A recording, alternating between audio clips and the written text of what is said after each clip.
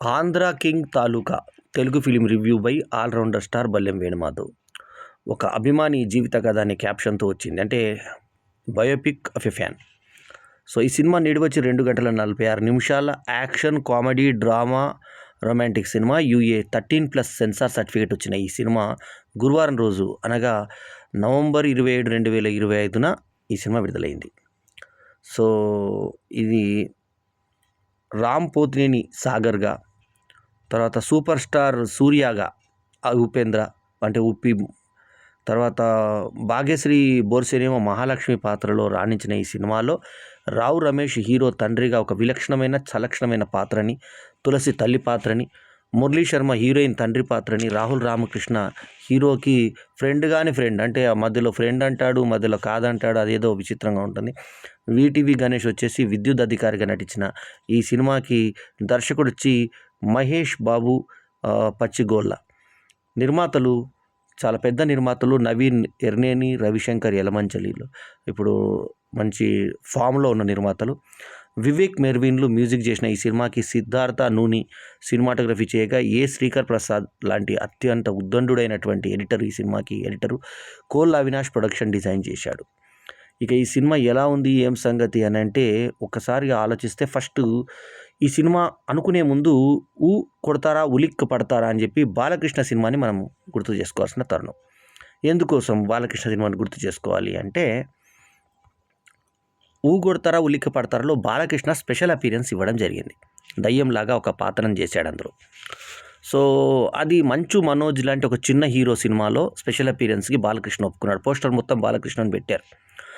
అయితే అందులో మంచు లక్ష్మి కూడా ఒక రుద్రాల పాత్రను పోషించింది, ఒక ఇంపార్టెంట్ పాత్రని. సరే, అయితే ఆ సినిమా రిజల్ట్ ఏంటి? సూపర్ ఫ్లాప్ అయింది ఆ సినిమా. బాలకృష్ణ మంచి ఫామ్లో ఉన్న టైంలోనే ఫ్లాప్ అయింది. ఎందుకంటే బాలకృష్ణని ఆ పాత్రలో జీర్ణించుకోలేకపోయారు. మరి ఈ సినిమాకి లింక్ ఏంటంటే ఈ సినిమాకి కూడా ఒక అభిమాని కథ, ఒక పెద్ద సూపర్ స్టార్ ఉండాలి ఆ కథలో అన్నప్పుడు ఆ సూపర్ స్టార్గా బాలకృష్ణన్ అనుకున్నారు. బాలేబాబు ఈ కథ విని వద్దన్నాడు. వద్దనడం కొడతారా ఉలిక్కి పడతారా రిజల్ట్ చూసిన తర్వాత బాలేబాబుదే కరెక్ట్ అని అర్థమవుతుంది మనకి. కాకపోతే బాలయ్య గారు ఉంటే కనుక, అంటే నందమూరి బాలకృష్ణ యాక్ట్ చేసి ఉంటే ఈ సినిమా రేంజ్ ఇంకోలాగా ఉండేది. వాళ్ళు ఇమ్మీడియట్గా ఉపేంద్రని అనుకోవడానికి కారణం ఏంటంటే, ఒకటి ఉపేంద్రకు ఉన్నటువంటి స్టార్ స్టేటస్, రెండోది పర్ఫార్మరు, మూడోది ఏంటంటే కన్నడలో పనికొస్తుంది కాబట్టి తెలుగు కన్నడ 2 వర్షన్స్ కింద మనకు ఉపయోగపడుతుంది అన్న ఉద్దేశంతో ఉపేంద్రని పెట్టుకొని ఉంటారు. అయితే ఉపేంద్ర ఏ రకంగా చేశాడంటే బాలకృష్ణ ఆయన బ్యానర్ ఆయన బాణి ఆయనది, ఒకరితో కంపారిజన్ కాదు. కాకపోతే ఉప్పి ఆ క్యారెక్టర్ని ప్రాణం పోశాడు. కాకపోతే కొంచెం పెదవులు ఎండిపోయినట్టుగా, ముఖం అంతా మాడిపోయినట్టుగా, ఎందుకో సెకండ్ హాఫ్లో నిర్జీవంగా కనిపించిన ఫేస్ కొంచెం డల్గా కనబడ్డది. నేను ఉప్పి వీరాభిమాని. ఆయనంతటి గొప్ప టెక్నీషియన్ కానీ, ఆయనంత గొప్ప నటుడు కానీ లేదని నమ్మేటువంటి వ్యక్తిని నేను. ఎందుకంటే ఆయన గాలి, వెలుతురు, ఆకాశం వీటన్నిటితో పంచభూతాలతోటి, తర్వాత మనిషిలోని అహంకారంతో, నేను అనే అహంకారంతో సినిమాలు తీసిన ఏకైక ప్రాణి. మొత్తం మనకి భూమండలోనే అటువంటి థాట్ ఎవరికి రానటువంటి ఒక డిఫరెంట్ సినిమాలు, లాంటి సినిమా, ఓం లాంటి సినిమా, పేర్లేని సినిమాలు, ఇట్లాంటి సినిమాలు డిఫరెంట్ సినిమాలు చేసిన ఒక గొప్ప డైరెక్టర్ ఉప్పి. ఎంతో కష్టపడి కళ్ళు ఇలా తిప్పుతాడు, ఇలా కళ్ళు ఇటు అటు అది చెప్పడానికి కూడా రాదు మనకు, అంత అద్భుతంగా తిప్పుతాడు. అటువంటి ఉప్పి ఇందులో ప్రధానంగా సూపర్ స్టార్ పాత్ర చేస్తున్నాడంటే చాలా ఆనందం అనిపించింది. అతను అసిస్టెంట్గా ఇందులో సినిమాల్లో రాజీవ్ కనకాల్ ఉంటాడు, పిఏగా ఒక అతను రఘుబాబు ఉంటాడు, ఆ ప్రొడక్షన్ చూసే వ్యక్తిగా. అంటే ఆయన పరిచారకులే చాలామంది ఉంటారు ఈ సినిమాలో. అయితే కథ ఏంటంటే సింపుల్ సింగిల్ లైన్ కథ ఏంటంటే ఒక సూపర్ స్టార్కి 100వ సినిమా తీయడానికి డబ్బు ఉండదు, 3 కోట్లు తక్కువ పడతాయి. ఆ 3 కోట్ల కొరకు ప్రముఖ డిస్ట్రిబ్యూటరు ఏం చేస్తారంటే తన కొడుకు హీరోగా చేసే సినిమాలో తండ్రి పాత్ర చేయమని చెప్పి నీకు 3 కోట్లు ఇస్తానని అంటాడు. సో ఈ పరిస్థితి తెలుసుకున్నటువంటి ఒక అభిమాని సాగరు వెంటనే అప్పటిదాకా తన ప్రియురాల కోసం సంపాదించుకున్న ఒక థియేటర్ యజమాని కొడుకు, కూతురు, తండ్రితో థియేటర్ యజమానితో ఆయన కూతుర్ని పెళ్లి చేసుకోవడం కోసం ఛాలెంజ్ చేసి థియేటర్ కట్టినటువంటి అతను మహాలక్ష్మి థియేటర్ అని వాళ్ళకుంటే మహాలక్ష్మి 70 కడతారని మహాలక్ష్మి టూరింగ్ ట్యాక్స్ కట్టి మన ఇసుక అమ్మి అదంతా అమ్మి ఎంతో కష్టపడి పైకి వచ్చినటువంటి వ్యక్తి తన దగ్గర ఉన్నటువంటి థియేటర్ని అమ్మేసి ఆ 3 కోట్ల రూపాయలని ఆ హీరోకి పంపించడంతో కథ స్టార్ట్ అవుతుంది. కథ స్టార్ట్ అవుతే ఆ తర్వాత ఈ కథ అంతా మనకి ఫ్లాష్ బ్యాక్, మళ్ళీ అందులో చిన్న ఫ్లాష్ బ్యాక్ అతను చిన్నప్పటి నుంచి అతని తండ్రి అతన్ని రావు రమేష్ తీసుకెళ్తే వీళ్ళ కులం కానీ వీళ్ళు చదువుకునేటువంటి దీనికి కానీ మీరు చదువుకి అర్హులా అని ఆ సార్ దగ్గర నుంచి అందరు అవమానించడము, ఆ అవమానాల మధ్య ఎంతో కష్టపడి ఎదిగినటువంటి అతని జీవితము. ఆ తర్వాత ఈ రకంగా నిలదొక్కున్న తర్వాత హీరో కష్టం రాగానే అతని ఫ్యాన్స్ అభిమానం ఏంటంటే అతను అభిమాని ఏదైనా చేస్తాడని ఒక ప్రెసిడెంట్గా ఉన్నటువంటి అతను ప్రేయసిని వదులుకొని జీవితాన్ని వదులుకొని ఆ డబ్బు అతనికి ఇవ్వడం, ఎవడి అభిమానాన్ని వెతుక్కుంటూ అతను రావడం, లాస్ట్లో 2012 సినిమాలో మలయాళం సినిమాలో ఉన్నట్టుగా ఆ వరదలు ఊరంతా కమ్మేసినట్టుగా కమ్ముకున్న వరదల్లో ఇతను ప్రాణాలకు తెగించి మరి ఆ హీరో అతని దగ్గరికి వెళ్ళి అతన్ని కలిసి అది లాస్ట్‌గా థియేటర్‌లో వచ్చే సీను అలా నీడతోటి అతను చూసి హీరోని గుర్తుపట్టి ఇతను నా కోసం వచ్చాడని ఆశ్చర్యపోయి ఆ కూతురు పెళ్లి పిల్ల కూడా తనను కాదనుకొని హీరోకే ఇంపార్టెన్స్ చేయడం జరిగిపోయినటువంటి ఆమెకి వెళ్ళి హీరో ఒప్పించి ఆమెని వాళ్ళిద్దరిని కలిపి తను బయటికి వెళ్ళిపోతే మళ్ళీ ఆ 100వ సినిమా జరిగినట్టుగా అంత హ్యాపీగా ఉన్నట్టుగా అప్పుడు అతను ఇన్ని రోజులు నేను నేర్చుకున్నాను. అతనికి హీరోకి ఒక జబ్బు ఉంటుంది. హా హా తత్త తత్త తత్త ఉంటుంది, టెన్షన్ వస్తే మాటలు పడిపోతాయి. అటువంటి దాంట్లో కూడా హీరో ఇతను ఉపేంద్ర నటించిన ఒక సినిమా దాంతో డైలాగ్ తోటి ఉత్సాహం తెచ్చుకొని దాని కొరకు ఎన్నో ఫోటోలు మన ఉపేంద్ర ఎన్నో ఫోటోలు ఆ వీడియోల ఆల్బమ్ లాగా తయారు చేయడానికి ఓ సూపర్ స్టార్ అన్నట్టుగా ఆయనని ఎస్టాబ్లిష్ చేయడానికి ఎన్నో ఫోటోలు చూపిస్తే అందులో ఎన్నో సినిమాల పేర్లు వెనకన ఒక దగ్గర చిరంజీవి కటౌటు, ఒక దగ్గర విజయశాంతి కటౌటు ఇవన్నీ కనబడుతుంటాయి కటౌట్లు. ఆ పక్కన ఇతను పెద్ద కటౌట్లు కింద పడిపోతుంటే ఆ కటౌట్ కింద పడుతుంటే పైన పెట్టడమే హీరో ఇంట్రడక్షన్ సీన్గా చూపించినటువంటి దానిలో రాము రెగ్యులర్గా తనకు వచ్చినటువంటి స్కంద, వ్యారియరు ఇలాంటి వరుస ఫ్లాపులు, తర్వాత డబల్ స్మార్ట్ సినిమా అంటే ఎప్పుడైతే స్మార్ట్ శంకర్ హిట్ అయిందో ఆ తర్వాత అన్ని ఫ్లాపులే. 6 ఫ్లాపుల అనంతరం అతనికి వచ్చినటువంటి ఈ సినిమా స్లో నేరేషన్ ఉన్నా కూడా రాము యొక్క నటన కానీ అతని యొక్క పాత్ర ఇది కానీ డిఫరెంట్గా అనిపించింది. అతన్ని పరిచయం చేసిన అతని గురువైనటువంటి నటరాజు నాకు చాలా క్లోజ్ ఫ్రెండ్, నటరాజు గోపాలమూర్తి. ఆయన కోశాధికారిగా మన రచయితల సంఘంలో సజెస్ట్ చేసింది నేనే. మరి అటువంటి నటరాజమూర్తి ఇవాళ ఆయన గురువుగా ఆయన నారా రోహిత్కిను ఈయనకి రామ్కి పర్సనల్ గురువు. సో అటువంటి నట శిక్షకుడు. సో అట్లాంటి నటరాజమూర్తి కూడా గుర్తుకొచ్చి వాళ్ళ ఉదయం శుభాకాంక్షలు చెప్పాను. నిన్న సాయంత్రం 8 గంటల షోకి నేను డిఎస్ఎల్ మాల్లో స్క్రీన్ 3లో ఈ సినిమా చూడడం జరిగింది. సో సినిమా చూసిన తర్వాత నాకు మిశ్రమ స్పందన అనిపించింది. పాటలు కూడా మామూలుగా ఉన్నాయి. కాకపోతే హీరోయిన్ అద్భుతమైన అందగత్తె, అద్భుతమైన పర్ఫార్మరు. ఆమె భాగ్యశ్రీ బోర్సే. ఆమె మిస్టర్ బచ్చన్లో తర్వాత ఈ మధ్య కాంతాలో చూపించినటువంటి అద్భుత భావనలు. ఆమె పాత్ర కనబడుతుంది కానీ ఆమె ఎప్పుడు కనబడదు, పాత్రలో కనబడదు. ఆమె క్యారెక్టరే చూపించదు అన్న అద్భుతమైన. అట్లాగే రావు రమేష్ దేవుని గురించి చెప్పేది. రామాయణం అంటే ప్రేమ కథ అనుకున్నారా? కాదు, బంటుల కథ. అది ఎవరి కథ? వానరులందరూ చేసినటువంటి నమ్మకం కథ అంటూ తన కొడుకు కోసం ఊరంతా ఒప్పుకునేలాగా చేసి చిన్న చిన్న కూలి పనులు చేసుకునే వాళ్ళు ఇసుకను తవ్వి వాళ్ళు పైకి రావాలనే దాని మీద అతని కొడుకు కాన్సెప్ట్ చెప్తే అది. తర్వాత ఒక అభిమానైనటువంటి రాహుల్ రామకృష్ణ తన ఫ్రెండ్ మీద ఎందుకు నెగిటివ్గా ఇతని మీద సాగర్ అస్తమించాడని రాశాడు, దానికి మీనింగ్ ఇవ్వలేదు. అసలు యాక్చువల్ ఒక పెద్ద హీరో 3 కోట్ల రూపాయల కోసం తండ్రి పాత్ర చేసేటువంటి పరిస్థితి వస్తుందా? ఇండస్ట్రీలోనే ఉన్నటువంటి మహేష్ బాబు అంటే హీరో కాదు, మహేష్ బాబు అంటే డైరెక్టర్, ఈ సినిమా డైరెక్టర్, కథనం, మాటల దర్శకత్వం, story, screen play, dialogues direction చేసినటువంటి ఈ మహేష్ బాబుకి పరిశ్రమ గురించి నిజంగా అవగాహన లేకుండా చేశాడా అనిపిస్తుంది. ఎందుకంటే కొత్త డైరెక్టర్ కాదు, ఆల్రెడీ ఇతను సినిమాలు చేసి ఉన్నవాడు. సో ఇతను ఇంత అమాయకంగా ఇలా తీశాడా అనిపిస్తుంది కొన్నిసార్లు. మిస్ శెట్టి, మిస్టర్ పోలిశెట్టి లాంటి సినిమాతో ఒక మంచి హిట్ అందుకున్నటువంటి మహేష్ బాబు, అనుష్కని నవీన్ పోలిశెట్టి జాతిరత్నాల ఫేమ్ అతన్ని డైరెక్ట్ చేసినటువంటి మహేష్ బాబు ఈ సినిమా తీశాడంటే ఆశ్చర్యం అనిపిస్తుంది.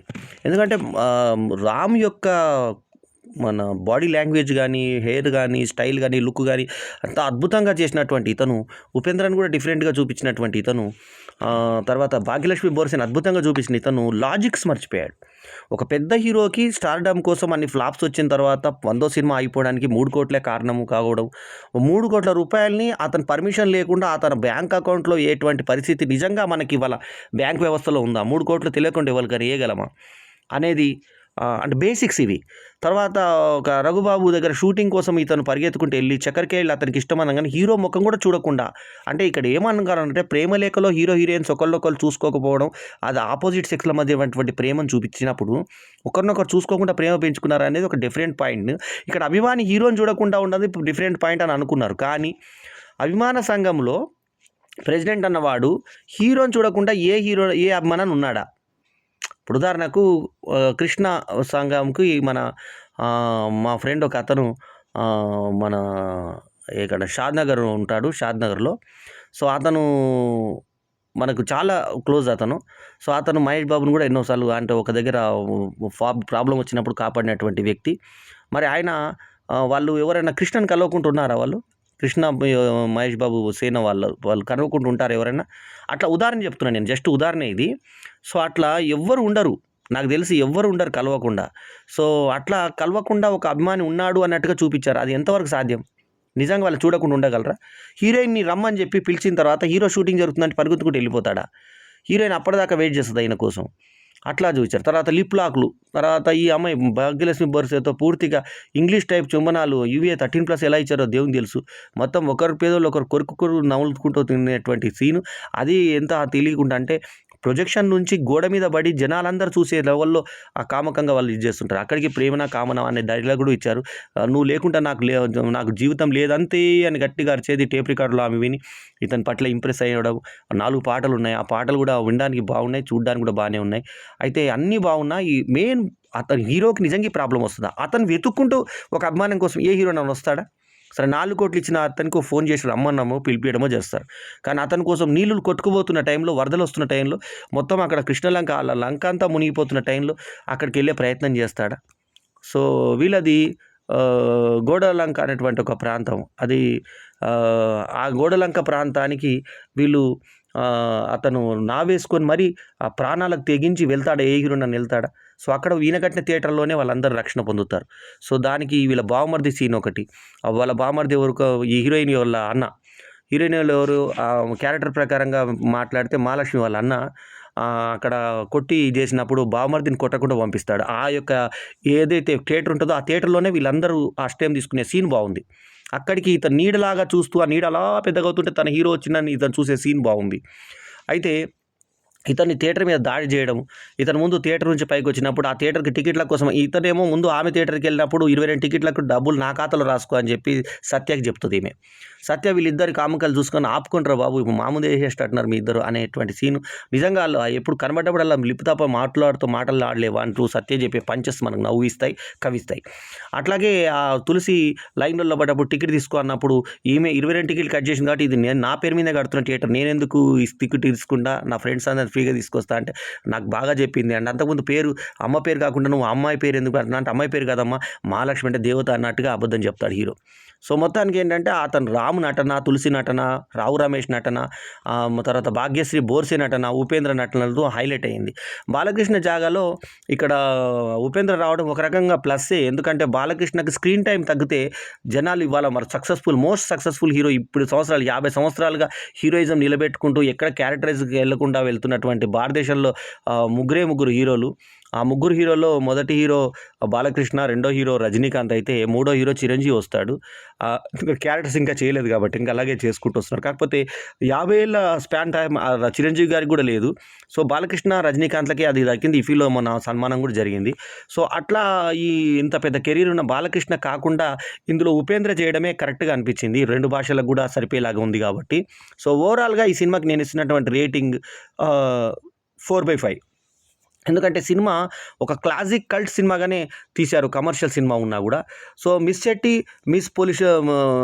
మిస్టర్ పోలిశెట్టి లాంటి సినిమా సక్సెస్ అయిన తర్వాత మహేష్ బాబు చేసినటువంటి ఈ సినిమాలో ముఖ్యంగా భాగ్యశ్రీ బోర్సే లాంటి అందగత్తెని చక్కటి పాత్రకి వాడుకోవడం, అట్లాగే రాముని డిఫరెంట్‌గా ప్రెజెంట్ చేయడము. ఒక అభిమాని అంటే అభిమాని ఎక్కడ ఎక్స్ట్రాలు ఉండవు. కేవలం ఒక అభిమాని వాడు ఎంత కష్టపడి పైకొచ్చాడు. అతని చిన్న జీవితం ఏంటి? ఆళ్ళు కూలీల దాంట్లో పుట్టాడు. సో, సుమతి శతకం చెప్పమంటే చెప్పలేని పరిస్థితిలో స్కూల్‌లో చేర్చుకోకుండా అవమానపరిచినటువంటి అతను మాట తత అయితుంటే ఉపేంద్ర తోటి ఉత్ప్రేరితుడై అంటే ఒక ఉత్తేజితుడై ఒక ఇన్స్పిరేషన్‌తో పైకొచ్చినటువంటి ఇతనికి లాస్ట్‌కి హీరో ఏమంటాడంటే, ఇన్ని రోజులు నువ్వు నన్ను చూసి ఇన్స్పైర్ అన్నావు. కానీ నేను నిన్ను చూసి ఇన్స్పైర్ అయినా. నేను నా ఆశలు ఈశలన్నీ నమ్మి నేను మొదటి నుంచి నా జీవితం ప్రారంభిస్తా బాంచదంటూ లాస్ట్‌లో అతను చేసేటువంటి ప్రతిజ్ఞ చూసిన తర్వాత అభిమానితో హీరోలు కూడా మారతారా అనేటువంటిది నిజ జీవితంలో ఏ స్టార్ హీరో తన అభిమాని కోసం అంత దూరము లంకల ప్రాంతాలకు వెళ్ళేటువంటి పరిస్థితి ఏ హీరోకి ఉండదు. 3 కోట్ల రూపాయలకు కింద మీద పడే పరిస్థితి కూడా ఏ హీరోకి ఉండదు. ఆ 3 కోట్ల రూపాయలు అభిమాని తీసుకొచ్చి పోస్టులో కానీ లేకుంటే బ్యాంకులో జమ చేయడం కానీ ఏ హీరోకి జరగదు. ప్రభావతి ఒక బ్యాంక్ ఉద్యోగి ఉండి వెంటనే డీటెయిల్స్ చెప్పనగానే పలానా హీరో అనగానే చెప్పడం ఎక్కడా జరగదు. పెళ్ళికి తను ఎవరో ఇన్విటేషన్ కూడా లేకుండా ఒక పెళ్ళికి ఉపేంద్ర లాంటి స్టార్ హీరో వర్షం సన్నగా పడుతుండగా కార్ డ్రైవ్ చేస్తూ వెళ్ళడం అనేది ఎక్కడా జరగదు. సో అవన్నీ జరిగేవన్నీ అన్ని పక్కన పెడితే ఈ కథకి జరిగే సన్నటి లైను దాన్ని 2 గంటల 46 నిమిషాలు సాగవీతగా తీసినటువంటి సినిమా మైనస్ కాకపోతే ఆ తీసినటువంటి అందమైన కథలో ఆ పాత్రలకు నిజమైన అభిమాని సాగర్ అనే పాత్రలు అద్భుతంగా రామ్ పోతినేని ఉదిపోయిన తీరు, ఉపేంద్రకు ఉన్నటువంటి స్టార్ స్టేటస్ అద్భుతమైనటువంటి పర్ఫార్మెన్స్